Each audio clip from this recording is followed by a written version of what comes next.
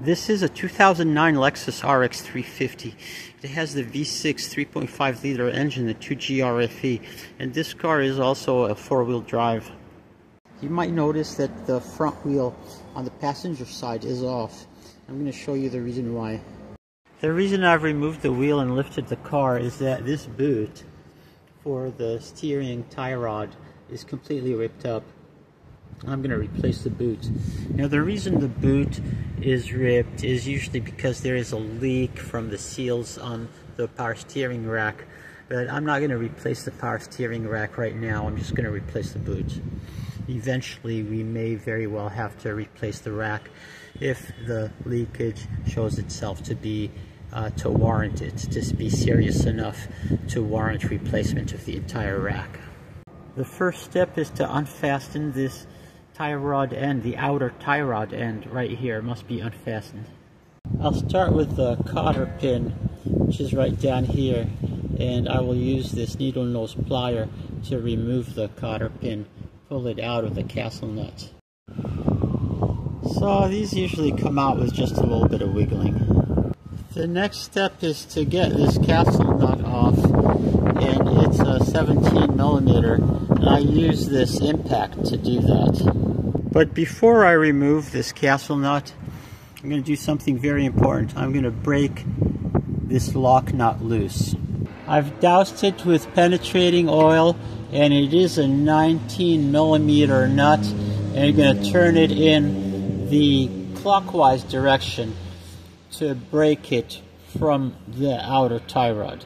Now the key part of doing this, and you're kind of wasting your time if you don't do it this way, is to use this tool called a ball joint separator, and it slips on, its fork slips on right under the ball joint of the tie rod, and the tongue goes over the castle nut. You leave the castle nut on just flush with the tip of the stud so that you don't mar the threads.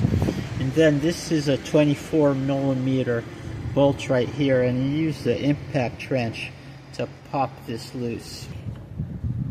When you do it this way, the tie rod end cannot offer any resistance whatsoever. It must submit. So now the outer tie rod can be spun off of the inner tie rod, and you can also spin off this set nut. And to avoid a trip to the alignment shop, use some paint to mark the location of where this is supposed to go back to. See that? Right where the paint ends is where the lock nut will come back to. And to be extra sure, I've also counted the number of turns on the outer tie rod. I've pulled this clamp off from the front of the boot right here. Next, you see that clamp back there?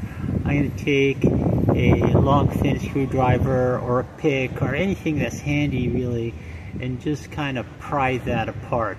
Kind of like this with this long pick. Just pry and loosen it up so it can pop off like that. Here you can see all that remains of this boot. This is the end that was over the steering rack, and yeah, this is pretty much all gone. This is the new boot. It's a Beck-Arnley part. These are pretty good quality parts. I'll include a link in the video description for it and compare them side by side. These usually are a pretty good fit. I've had pretty good luck with these Beck-Arnley boots. The trick for getting this boot on is you grease it very copiously with some all-purpose grease, just so it can slip on. It's a tight fit. And for the back, I'm just going to use this ordinary zip tie, because there's really no way to get in back there to put any kind of fastening tie. So the zip tie is going to have to do.